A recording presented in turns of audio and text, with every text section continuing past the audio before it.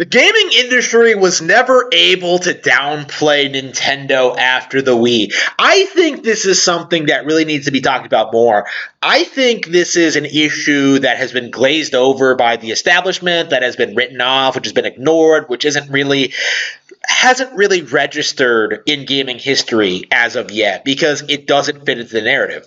The narrative has always been that PlayStation came onto the scene and Nintendo was instantly made irrelevant by this bigger, better, more mature company, right? That was always the line, right? Like PlayStation did what Nintendo, right? The PlayStation was more mature. It had like more games. It was simply better in every single way possible. Never mind that all the big innovative titles from that time period came from Nintendo. Never mind the success of Game Boy and the introduction of Pokemon, which would go on to be the biggest multimedia franchise in the world. Never mind like everything that happened after that. Never mind like, how PlayStation fell off the map like in 2006 with the introduction of the PS3. And please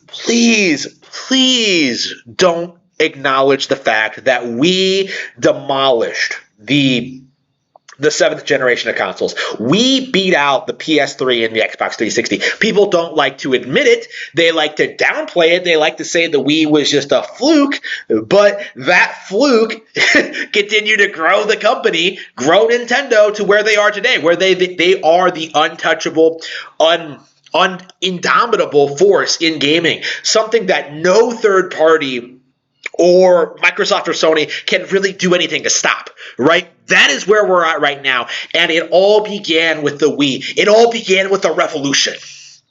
It all began with like Iwata's vision to bring gaming back to the masses, to make gaming better than it ever was before, with a real innovation, with the stellar motion controls and, just a focus back on the actual games instead of this narrative that like video games had to be like these big open-ended experiences, stuff like Grand Theft Auto or whatever. Like the Wii really understood that games are meant to be fun, that games are games, right?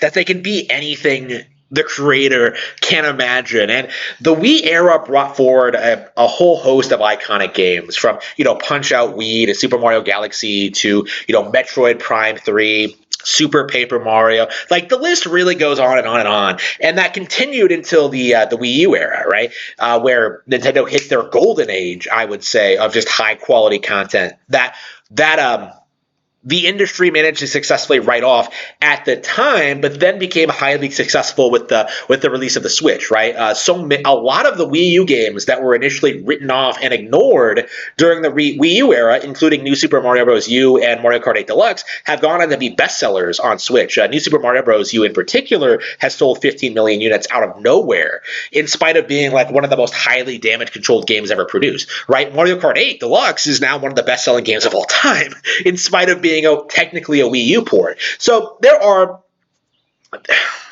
at the point now where the industry cannot downplay Nintendo the way they used to, right? In the Wii era, they pretty successfully managed to gaslight the public into thinking the Wii was a fluke and it was on the way out by like 2009, right? Like, oh man, look at these declining sales. The Wii peaked in popularity in 2009, right? That was a huge year for them with Mario Kart 8 like launching the year before and New Super Mario Bros. Wii and just all this crazy stuff that was coming out on that time. Like the Wii was just at its absolute height at that point.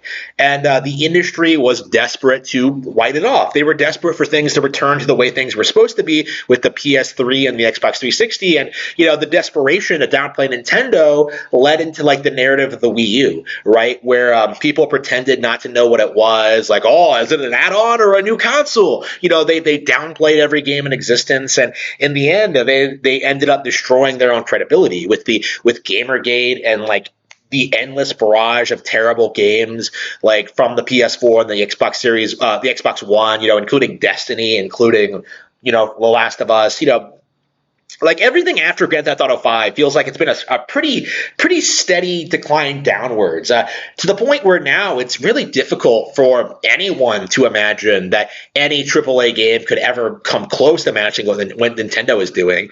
Right now we're in this era where people are trying to throwing Diablo 4, Street Fighter 6, and Starfield against Zelda, and none of them are going to come out on top.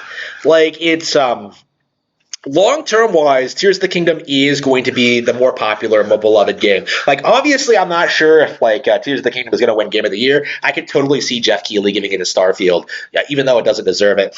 I can totally see Starfield selling more, because of normies, but I think that's not really important in the grand scheme of things. What's important is that people play Tears of the Kingdom, that they love Tears of the Kingdom, that they appreciate Zelda, they appreciate the brand, and they love Nintendo, and they continue buying new interesting games. It's been 12 years since Skyrim came out, and Todd Howard is only just now. I'm sorry, God Howard is only just now putting out his dream game of Starfield.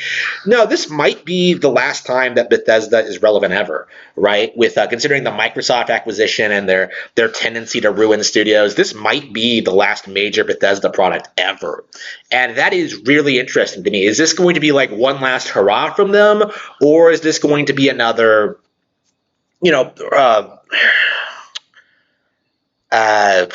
Last of Us Part 2 situation in which the game completely destroys the brand and the company and the legacy they have built up? It's very possible. And I think it's appalling how little the gaming media has really covered the decline of non-Nintendo gaming. They'll tell you that Nintendo's going downhill, that Switch is about to be replaced, that the Wii U was a failure, that Wii eventually lost its audience because casuals only wanted to play Wii Sports. You had these real narratives being pushed, trying to try to propagandize the gaming public, trying to gaslight you into believing certain things about this console, but more and more, with every passing generation, it is becoming less effective. It's becoming less and less relevant. When it comes to the Switch era, I can't even begin to tell you what the narratives regarding popular Nintendo games even are, right? If you try to say Metroid Dread failed, I will point to the fact that it's actually the best-selling Metroid game ever. Right now, there's a narrative that Metroid Prime Remastered failed because it only sold 1 million units, but that's actually extremely good for a remaster, right? People are saying the Switch is going to be replaced soon. They're doing the same thing they did with the Wii, and they're constantly trying to convince you that it's gonna be next year, guys. It's gonna be this year. It's gonna be soon. Don't buy a Switch. Wait for the Switch 2. Wait for the Switch Pro. Wait for the Super Switch. Don't buy a Switch. And nobody is really believing it anymore, right? We're halfway through the year, and early in January, when these people were seriously pushing this idea that Tears of the Kingdom would be the last major Switch game ever, these people have just demonstrated over and over again that they don't know what they're talking about, right? And it's gotten to the point where I don't think any serious enthusiast pays attention to them at all. Maybe some casual will see a review of Metroid Dread and decide not to pick it up, but for the most part, actual enthusiasts are no longer listening to the gaming analysts, are no longer listening to the journalists, they are no longer listening to the gaming YouTubers. Why? Because they've demonstrated over and over again that they do not have your best interest at heart. They are not talking about great games. They are not talking about great consoles. They are not talking about Nintendo. What they're trying to do is sell you on nonsense. They are trying to sell you a narrative. They are trying to get you to buy those Oculus headsets. They're trying to get you to buy those, new consoles you don't need. They're trying to get you to buy those Alienware rigs. They're trying to do everything they possibly can to get you to keep you from noticing the fact that Nintendo games are superior, and they have been for a very, very long time. Since the dawn of gaming, I would say. Donkey Kong 1981, still, compared to everything else coming out of that era, has aged wonderfully, right? And that trend has extended to stuff like Super Mario Bros., to Super Mario Bros. 2, to 3, to Donkey Kong 94, right? And that's just the Mario series of games, right? What about all these other franchises? So many people try to write off Pokemon, downplaying the fact it's the most popular turn-based RPG in the world. And Is that working? No. Like Zelda is now the biggest open world fantasy series in the world. Nobody wants to admit it. Like nobody wants to admit that like Skyrim, what Bethesda does, what Final Fantasy does, can't possibly compete, right? Nobody wants to admit it, but it is true. Like Splatoon is the best online shooter in the world. Like how much are we going? How many like how long are we going to keep up this farce, right? That Nintendo is only relevant for certain things. Like, how long are we going to keep up this farce that like Nintendo's successes are only due to like dumb luck or just nostalgia blinded fanboys? When are we going to admit that there's real, genuine love and passion for these franchises and games for a reason? It's not just because we grew up with them when we were kids. It's because they really are top tier shit. You know, when I played Metroid Prime 3, and people tried like telling me that Mass Effect was better, Portal was better, Halo was better, Dead Space was better. Like, I was enthusiastic, right? Like, oh man, I love Metroid Prime 3. I wonder what these other games are like. I can't wait to get around to playing them. And when I did, I realized very quickly that every single one of those games was garbage. Could not compete with this random Nintendo game, which nobody actually thought was like one of the best ones ever made, right? You know, even when I played Metroid Prime 3, I was like, yeah, Nintendo Power gave this a 10 out of 10. Bullshit. It's a great game. I like it a lot. It's my favorite in the trilogy, but like, it's not the best ever, right? I used to take people like that for granted. I used to take those people seriously, right? I used to respect them. I used to like look forward to playing new interesting games that my friends were playing. Never again. Never again. For too long, I've like sat and listened to these people just rant and rave about how much they hate Nintendo, and it really, really needs to stop. The Wii was amazing, the Wii U was amazing, and the Switch continues to be the most popular console on the market right now.